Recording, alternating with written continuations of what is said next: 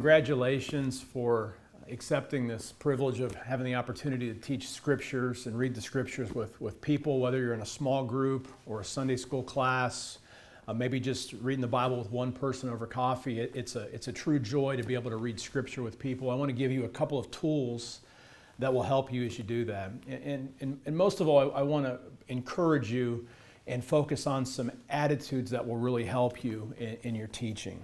Because good teaching, it's not really a science as much as it is an art, and it's an attitude that essentially what it tries to bring together is, as a teacher, you want to have a quiet confidence in your material, while at the same time you want to be humble as you present material to help people to learn the good things that you've learned.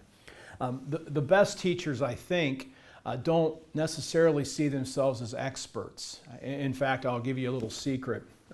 To be a really good teacher, really even to teach anything, you don't have to have a huge base of knowledge. You simply need to have read one more page than everybody else in the class. So that means sometimes you're going to be maybe preparing the night before, and that's okay. You prepare and you do your best and you offer it up to the Lord as your service.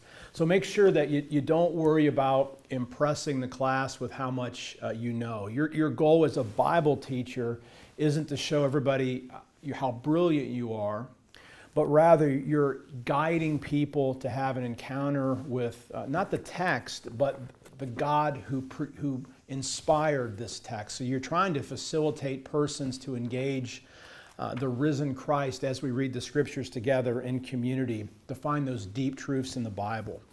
So one of the first things that we need to do to be a good teachers is we need to open ourselves to astonishment.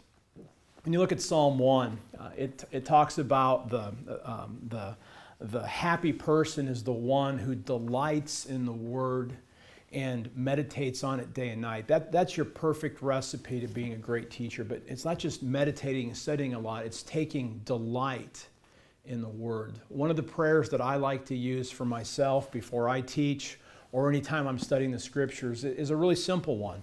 I like to pray to the Lord, Lord, astonish me anew with the riches that are in this passage. And friends, a prayer like that is a prayer that God's going to answer. So pray for astonishment, and then the things that God shows me, the astonishment that I have, I then take that in the classroom and try to help other persons to have that same encounter with God through the text. So be open to astonishment.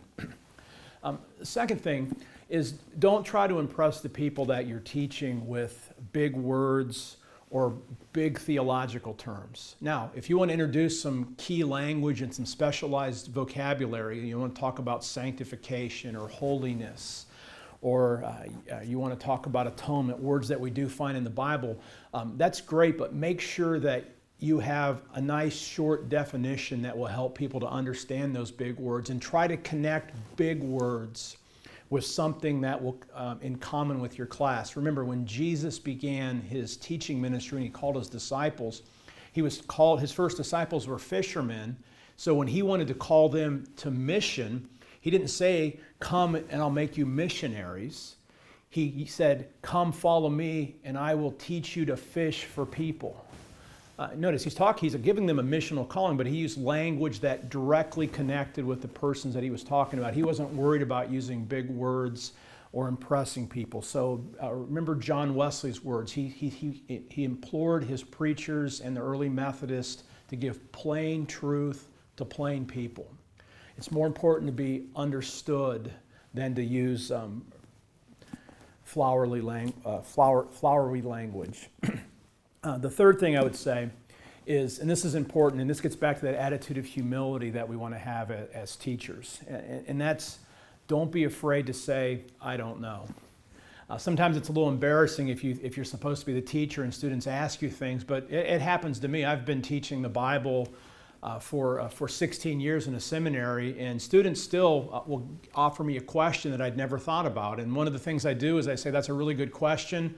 I'm not sure what the answer is, and you know what I do? I write those down, and then what I do is I go back and do some research during the week, and you can do the same thing. If you don't know something, don't pretend like you have a good answer. Just write it down, maybe open up to the class to see if anybody else has an answer. No one does, do a little research, and just come back to the class next week, and that way you can help serve the people that are coming and help them to learn things that they don't know at this time. So those are kind of three attitudes. Pray for astonishment. Don't try to impress others with theological terms. And don't be afraid to say, I don't know. Now, the last thing I would say is probably what you expect me to say in the first place, and that is simply this: be prepared. It's whatever materials you're using, whether you're using maybe a book that comes with a video or a workbook, just make sure you're familiar with that so that you can guide the students to get the most out of the resources that you're using in the class. So good luck. Again, thank you, because the Christ following movement moves when persons, not just experts, when Christ followers, men and women who have a hunger to share a little bit of their knowledge with other people, when we do that, it spreads. And so thank you, and I'm praying for your success, because as we think about advancing the kingdom in our day, we all need to be using our gifts, and thank you for using your gift of teaching.